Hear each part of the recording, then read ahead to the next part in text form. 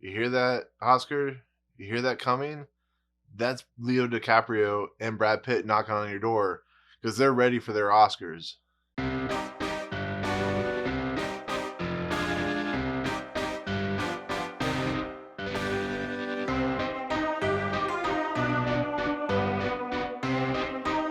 What's up, guys? Welcome to Movie and Pointed's movie review of the ninth film from Quentin Tarantino, Once Upon a Time in Hollywood. So this has a big cast. Of course, I'm going to read it down. It has Leonardo DiCaprio, Brad Pitt, Margot Robbie, Timothy Olyphant, Al Pacino, Luke Perry, Kurt Russell, Mike Moe. And so what I'm going to do is try and keep this as spoiler-free as possible. The only things I'm going to hint on are in the trailer, as well as I'm going to tell you about performances. So the basic storyline is this. It takes place in late 1969. It deals with Leonardo DiCaprio's character, Rick Dalton, who is this well-known actor, but he's kind of on his last leg. He's given these small bit parts as the heavy, which is basically the villain of the whatever.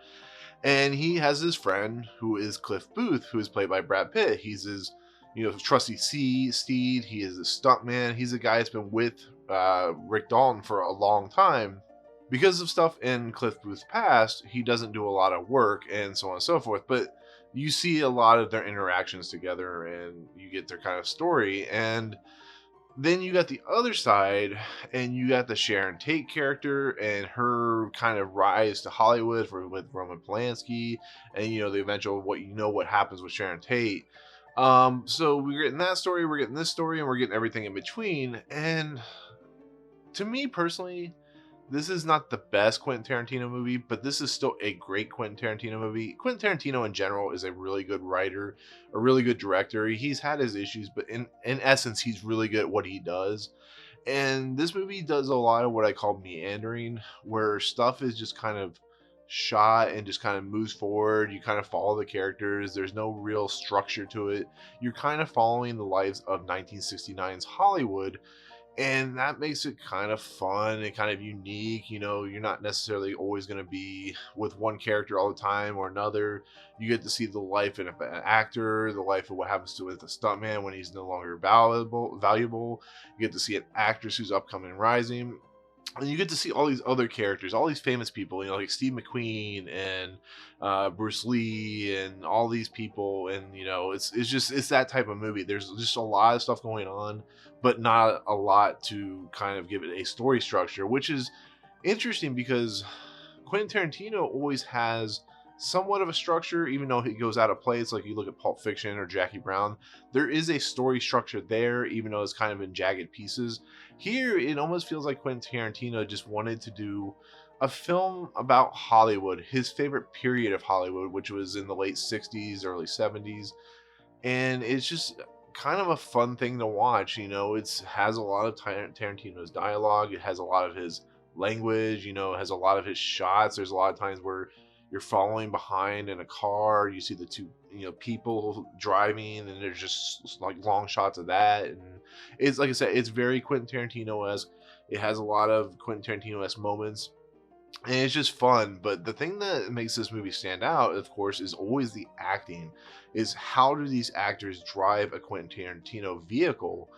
And it's once again a perfect cast. I mean, everybody in this movie is perfectly cast in their roles. Leonardo DiCaprio and Brad Pitt are going to get Oscar nominations. If they don't, it's mind-boggling that they don't.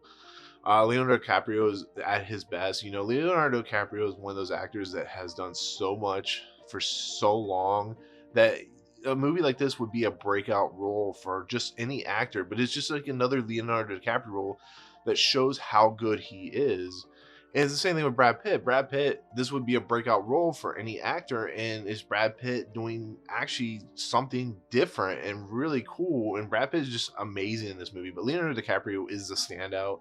There's this one scene where this little girl that I'm not going to spoil that is absolutely astounding and just straight up mesmerizing to watch. And there's a lot of stuff like that, but that one scene, when you get to it, is just fantastic. It's funny, it's heartfelt, it's beautiful, and really shows the range of what Leonardo DiCaprio does in this movie. But Margot Robbie, like I said, is in this movie. She's fun, she's entertaining to watch, but she's more of like the other side where you don't see a whole lot, but you kind of get her gist of who she is. Like I said, she was married and was having a kid with Roman Polanski before all that stuff happened to her.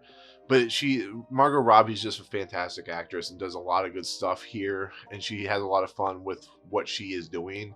And then you have all the other characters. Like I said, Mike Moe, who is playing Bruce Lee, is fantastic. He has a couple scenes that he has, and Kurt Russell comes in, and everybody that's ever been in a Quentin Tarantino movie is in this movie. And then Al Pacino has a lot of fun stuff, but you're really just focusing on these three characters, and that's what makes it work. That's what makes it just perfectly cast. I really enjoy Inglourious Basterds more than this movie because I think that's a more well-rounded movie, because sometimes the meandering can get a little much. But like I said, you're going to love this movie, especially if you're a Quentin Tarantino fan.